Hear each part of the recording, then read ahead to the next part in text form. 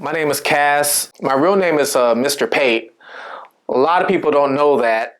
I was originally charged with auto theft and escape charges, multiple auto thefts and escape charge. And because of those charges, I ended up going on a run for 15 years of my life. I was born in Los Angeles, California. That's where I was born. I grew up down there. It was me, my mom. I had a little brother as well. Dad wasn't around. I stopped seeing him after around 3 or 4 years old. And my mom would work all the time. I was the oldest in the house, so I had to grow up quick. I was pretty much the man of the house. And so growing up, my mom tried to, keep us out of like ghetto areas and the bad neighborhoods, things like that. But I always had family members, and my family members some were good, some were bad. And for some reason, I always went towards the bad side of my family members, the ones who were on the block, gangbanging, things like that. They would try and tell me go back home that, hey, you're smart. You're going to do something with yourself when you get older. Hanging around us is no good, So sometimes I listened to them. Sometimes I wouldn't.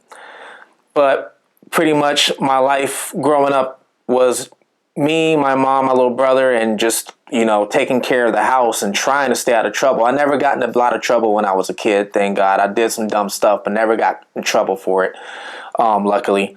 All through high school, I played sports, never got into trouble. Once again, I was doing pretty good. I had very good grades. I mean, my grades were like 3.7 to 3.9 in high school. I was doing very well. So I wasn't trying to live a life of crime or anything like that. I actually saw a lot of people growing up who was doing that, and they would get into trouble, and I didn't want to be that way. I wanted to do something different. So my whole goal basically was to join the Air Force. That was my goal. I was trying to join the Air Force. I watched the movie Top Gun. I wanted to be like Tom Cruise and Iceman and Maverick and go fight in the Air Force. And I ended up moving to Colorado. And when I moved to Colorado, Colorado has a lot of bases out there. So I moved out there. I figured I'll be around a lot of the Air Force Academy that's there. There's an Army base that's there. There's a lot going on military-wise. I moved there after high school. Once I finished, I was about 21 years old. So when I moved to Colorado, I was working regular jobs here and there. I would go work at some jobs, and I ended up getting an apartment. And when I got my apartment, I got some roommates, and one of my roommates ended up leaving right before rent was due. And he ended up leaving a TV behind in his room, and couldn't get a hold of the guy, couldn't get a hold of him. Finally, I got a hold of him. He tells me, hey, that TV in the room, you can have it. Why don't you go sell it, make some money, and, try and cover my portion of the rent. I'll pay you later. So I went and pawned the TV, didn't think nothing of it. Got like $100 something for the TV. Went and paid my rent. Everything was fine. So at this time, I'm around 21 years old, maybe 22, but around there. I'm still working, just, regular jobs. Some of my jobs was MCI. I was working there at the time, and just a regular 9 to 5. Well, I used to go out and party all the time. I'm a young kid. So I would go out there and go out party all the time. One day I'm leaving this party. Cop pulls me over. And when he pulls me over, he tells me I got, some charges, and I got a warrant for my arrest for a few charges. And I ask him what the warrants were. And he tells me, hey, burglary, false information to a pawn shop, theft, and some other stuff. I don't even remember because it was so long ago. So caught me off guard. I did not know what was going on. I remember I had a bond of 10 grand. I didn't have 10 grand to bond myself out. This is my first time really going to jail, so I didn't really know how everything worked. So I ended up going to jail. I think I was there maybe a couple weeks. I ended up bonding out. Now, when I get out of jail, actually while I'm in jail, I'm making some friends and meeting some people. Everybody seems, they seem cool. If you ever been to jail, you meet this guy, this person, like he seems cool and everything else. And you start bonding with the person, and you start, listening to their stories. And in jail, everybody's innocent, right? So you start listening to their stories. Maybe you believe them, maybe you don't. So I ended up when I got out, I ended up keeping in contact with them. And So I find out eventually that the warrants were for that TV that I pawned. So that TV ended up being stolen out of somebody's house, which I didn't know. I had a public defender at the time. They told me, hey, if you plead guilty to false information to a pawn shop, don't worry, you'll be fine. And you can go about your life and we'll drop everything else. And you don't have to worry about going back to jail. Well, the public defender pretty much scared me, talked me into, taking the plea deal. So I took the plea, thought everything was fine. And I ended up going, it was a wake up call for me. So I ended up going to the Air Force recruiters. And once I told them what happened, they told me I could no longer enlist because false information to a pawn shop was a felony and I can't go into the Air Force with a felony. So, that kind of crushed everything. So I said, all right, let me go try the Army. Went there, Army told me that I have to wait a certain amount of years, then I can try and enlist. So that whole jail stint and that stolen TV pretty much is what started a lot of what you see of me today. After that,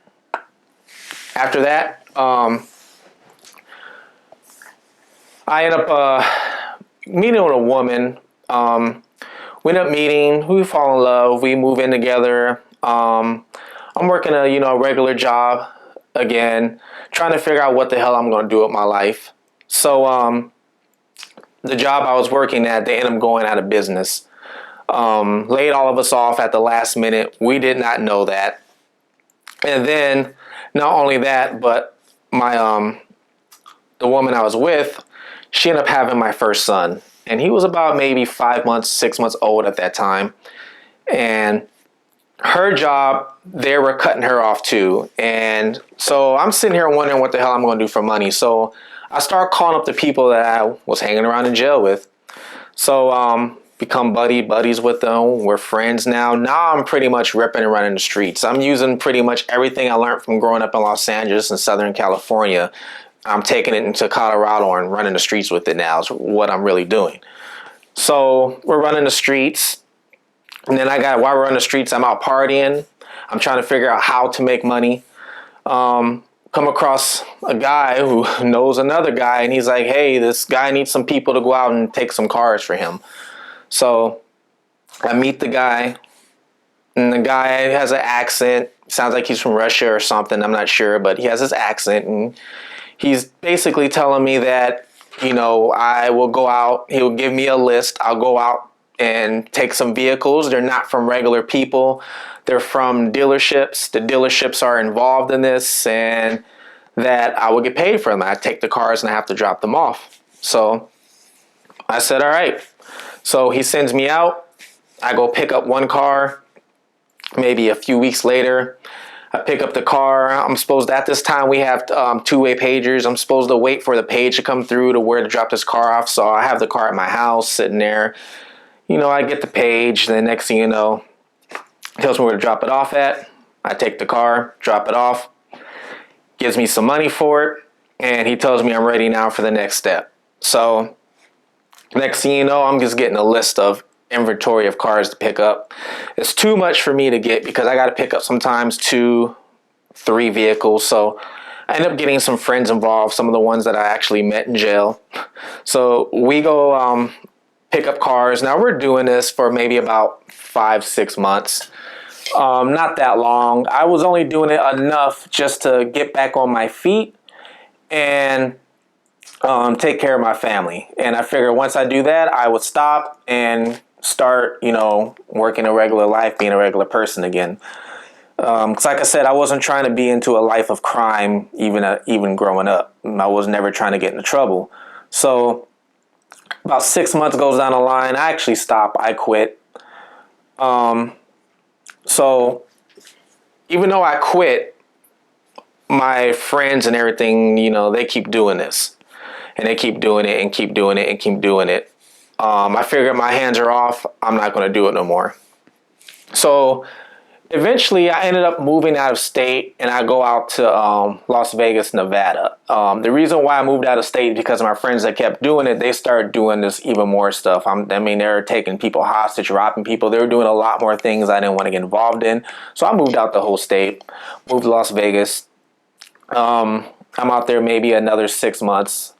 I get a call, and when I get this call, one of my friends tell me, "Hey, you're on Crime Stoppers, and there's an award out for you." He tells me, "Hey, you're on there for there's a few things." So I'm like, "Oh, wow!"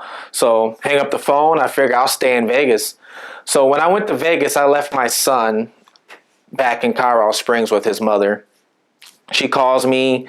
He was sick at the time. I felt selfish if I stayed out in Vegas, so I ended up going back out to Colorado. And when I went back out to Colorado, went back out there and basically, I'm staying with a friend who I thought was a friend of mine. And now, I have these warrants out for me because I'm on Crime Stoppers out there. But so one day I wake up to a knock at the door and there's police everywhere. They're in the backyard. They're in the front. They're everywhere. So who else are they for? They're for me. So I end up going down into a basement, to a crawl hole, hiding from the police. Well, the police, after about maybe 40 minutes to an hour searching that house, they couldn't find me where I was hidden at in this crawl space.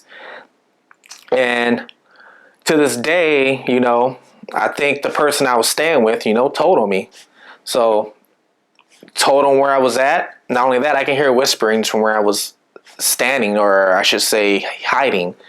So they came down with the dog. Dog came down and basically they let the dog attack me. I'm bleeding everywhere, handcuffed me. They come with a picture, that's him, and haul me off to jail. Now, when I go to jail, I'm facing a bunch of charges, not just any auto theft charges, but I'm facing robbery. There's a hostage charge. There's all kind of charges, stuff I've never even heard of before. And the detective is asking me where I've been at during this time period. So, I'm telling him, hey, I've been hiding out in Vegas. No way I've been here. Took a lie detector tests, passed everything. And they dropped all those charges because they found proof that I was, not in Colorado. I was out in Vegas, so they didn't charge me with those. But I got charged with 2 grand theft auto charge, plus my original false information to a pawn shop. I have 3 grand theft auto charges. While I was in jail, I'm sitting in jail, and I was talking to somebody, and they were coming to visit me. I was trying to tell them what to say and what not to say. Well, that person that came to visit me went and told them what to say and not to say, so I got in trouble for that. Added another charge of tampering with a witness onto my charges, so I think I had about 5 or 6 felonies. So I'm looking at it like, yeah, I'm about to get locked up and go to prison. So I go to court, judge sentenced me to 10 years. Prison time, but I have no violent history. Not only that, this is really my first time ever getting in trouble. So judge says there's a prison boot camp program. Go to the boot camp program. You can go there, and if you graduate, you come back here for a consideration. I'll reconsider you for something else because I think there's hope for you. So I end up going to prison. I go to a DLC holding facility, which everybody goes to before they figure out if they're going to go to maximum, medium, or a camp. So I go there. I'm waiting there for about 5 months. Then after that, they send me to another facility where I wait again for about maybe 3 or 4 months. And then from there, they send me to the boot camp program. The boot camp program was about 4.5, 5 months long. One of the hardest things I ever did in my life. We went with 100 people. Only 22 of us graduated out of 100 people. There was 4 girls, 3 or 4 girls. Those girls all made it. None of them quit. Everybody who quit was a guy, which is I find very funny. The biggest gangsters were quitting within the first couple weeks. They couldn't handle it. It was pressure. It was a lot of pressure. But I graduated, and I graduated also with honors. Squad leader had recommendation letters from the drill instructors all saying that, hey, this kid is really smart. He shouldn't be in here. He deserves a second chance. So right after I graduate boot camp, now I'm waiting for my reconsideration. Graduate, I get a call to go to the counselor's office. I go into the counselor. The counselor's sitting there with somebody from the church is in there as well. They tell me that the mother of my son was in a car accident, and my son was also involved in a car accident. Now, at this time, my son was 3, just turned 3, and they said he didn't make it. He passed away in an accident. So my whole world basically, flipped upside down. And then they sat me in there for about 10, 15 minutes and then sent me back out. And I had to go back into the prison waiting facility and sit there and pretty much think about everything. Now in there, you don't really have time to grieve. You can't really show a lot of weaknesses. There's a lot of things that you can't do that you can do on the outside, but you can't do inside. So it was very tough. So when I finally go see the judge for reconsideration. The judge finds out what happens to my son. He sees all my recommendation letters. The district attorney stands up. He's even reading my recommendation letters. He's even saying that, hey, I deserve a second chance. So the judge reconsiders me for a halfway house. He said, I reconsider you for a halfway house. You go to the halfway house and, you do good from there. They can send you to live at home, and you have probation sentence after that, pretty much. So the judge sends me to the halfway house.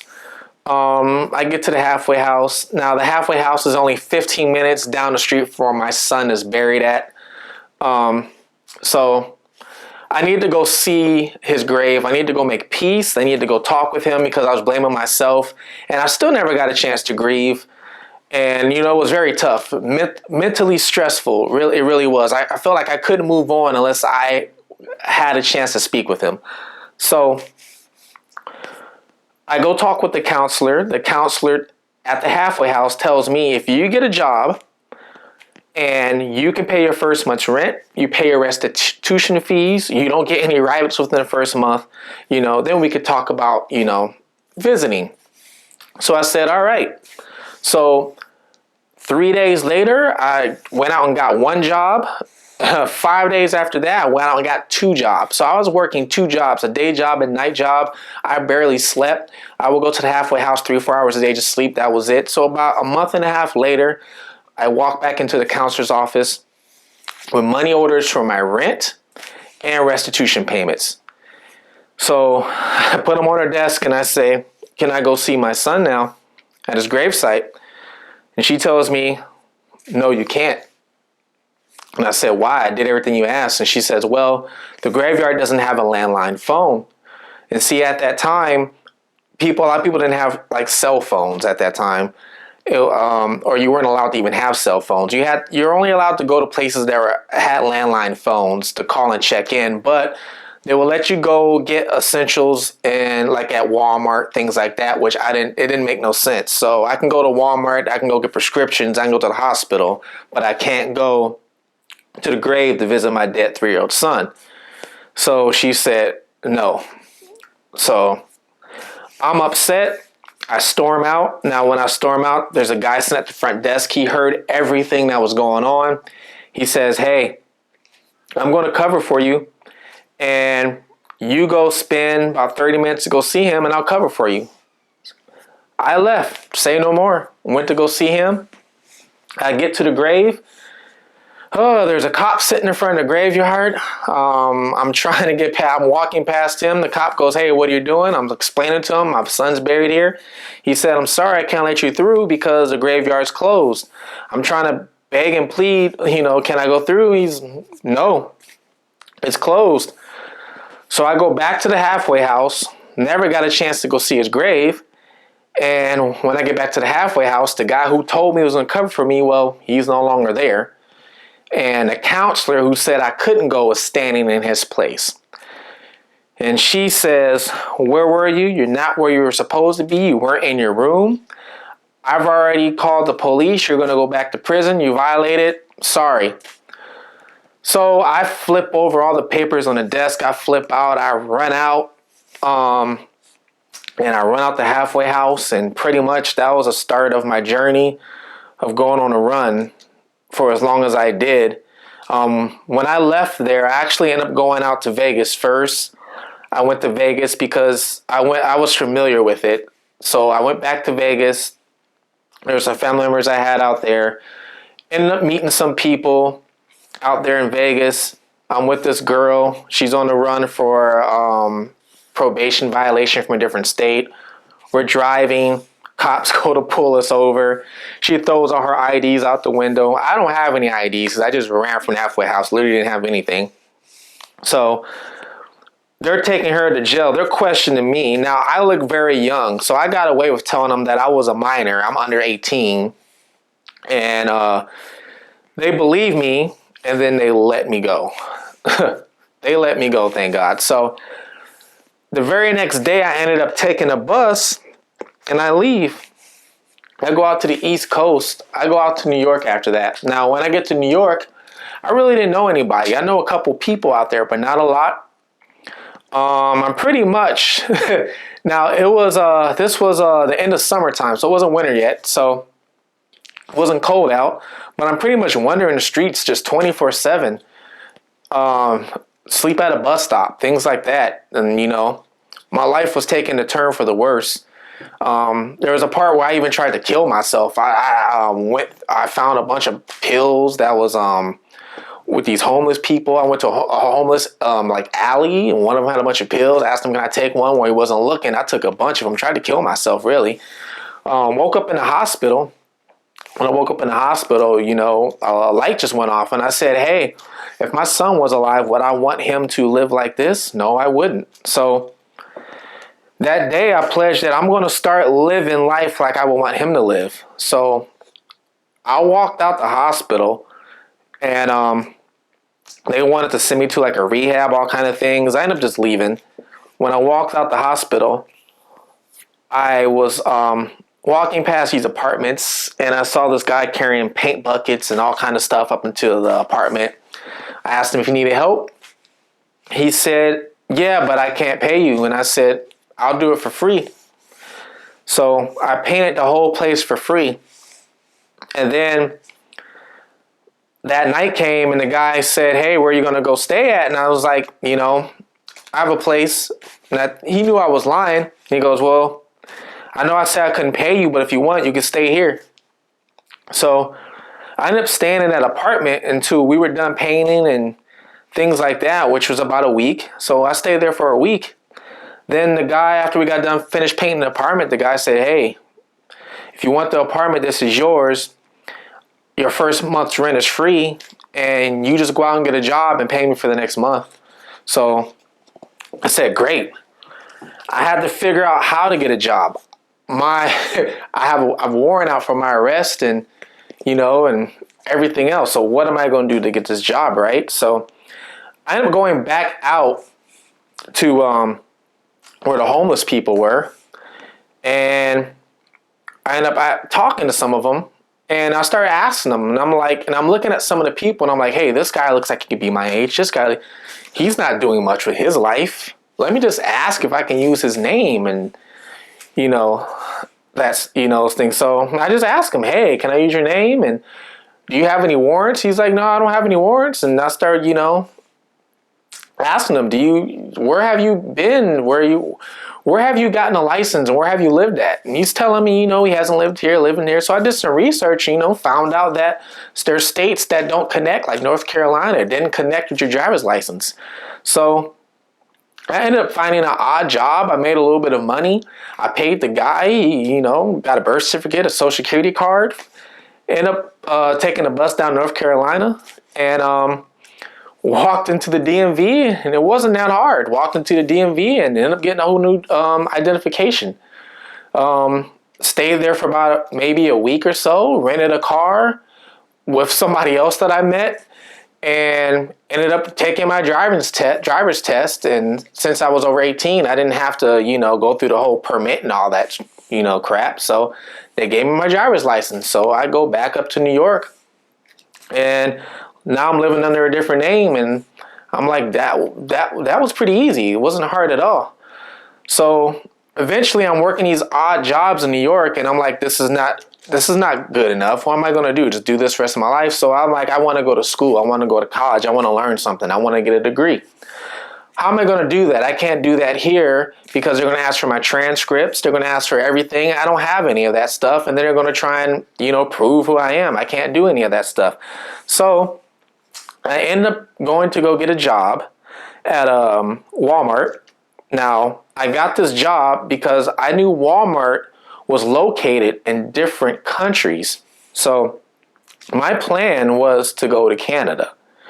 If I get this job at Walmart, I know Walmart will, and if I work there for a little bit, I can ask them to transfer to Canada, and then maybe they can sponsor me and I can get a work visa. So I got this job at Walmart. Sure enough, I'm working there for a few months. I tell them, hey, I need to move to Canada. I'll make up some excuse. They say, sure, we'll contact the one that you're moving by. They contacted one up there, and they said they would sponsor me. They sent me the paperwork and everything. So my next step was to get that work visa so I can cross the border. So I walk into the Canadian embassy, the consulate, whatever it is they call it. So I walk into it in New York City. I'm nervous. I'm so nervous. I don't know, but I walk in there, and that nervousness went away after 5 minutes.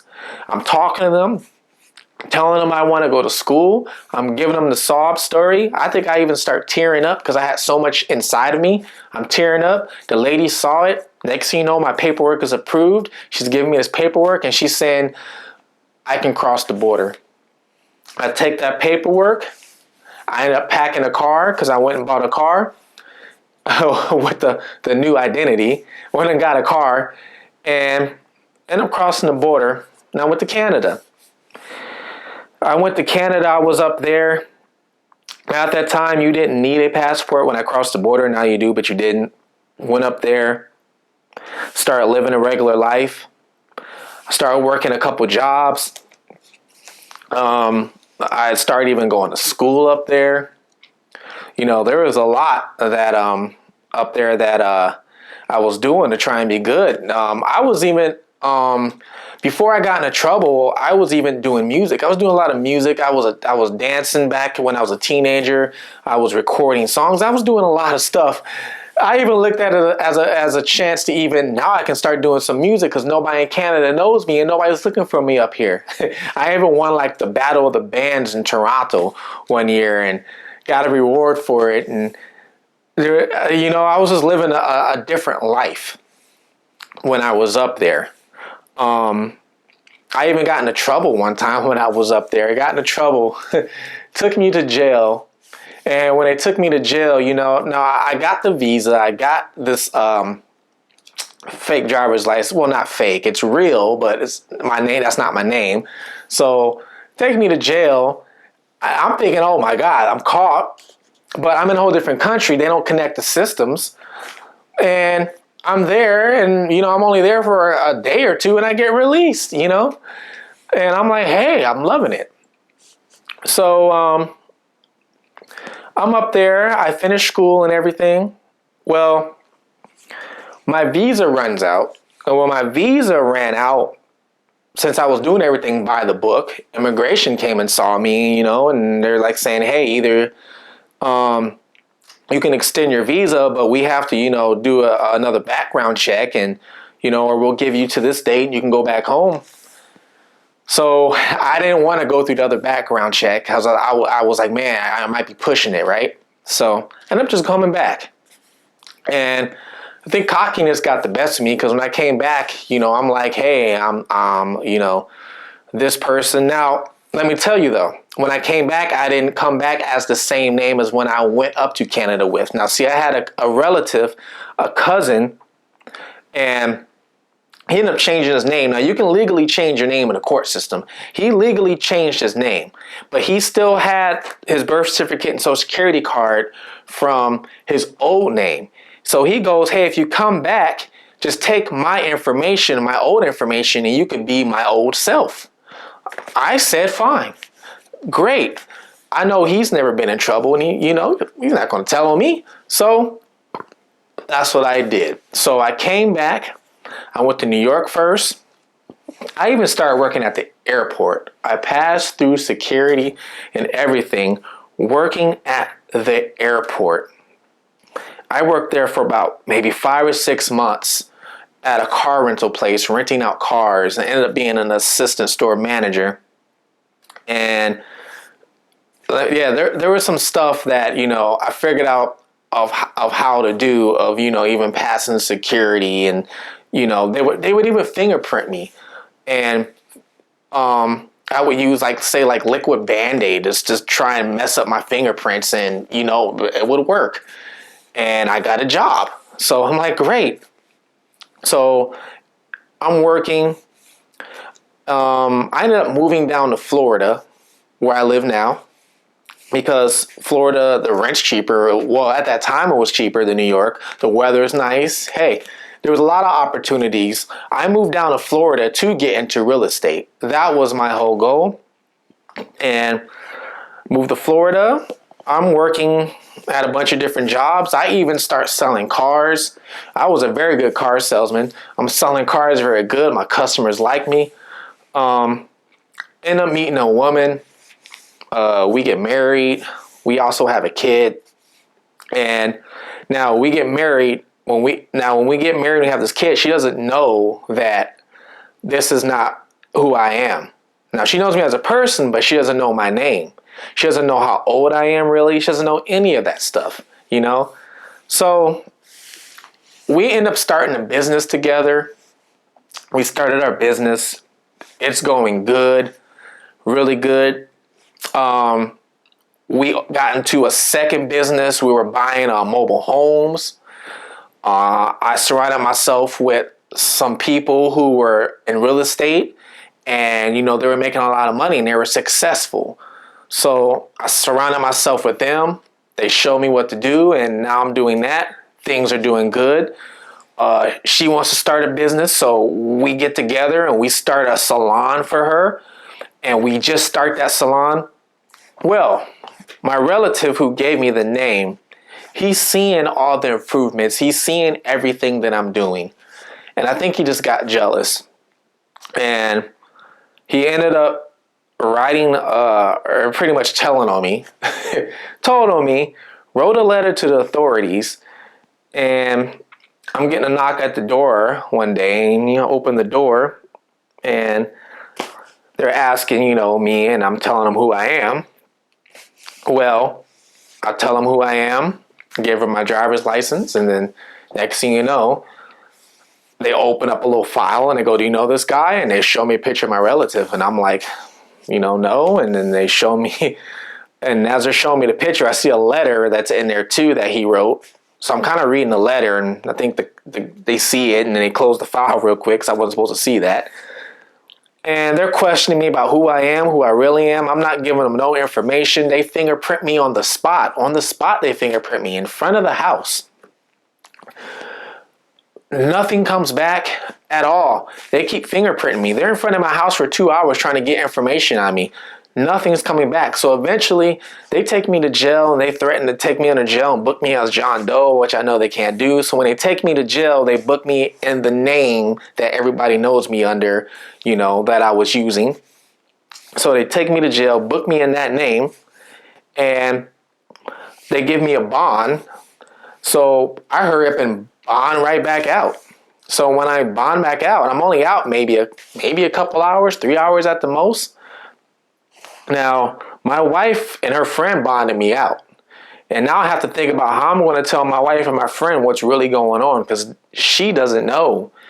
And right when I'm about to tell her, the cops call me. They call me on my phone.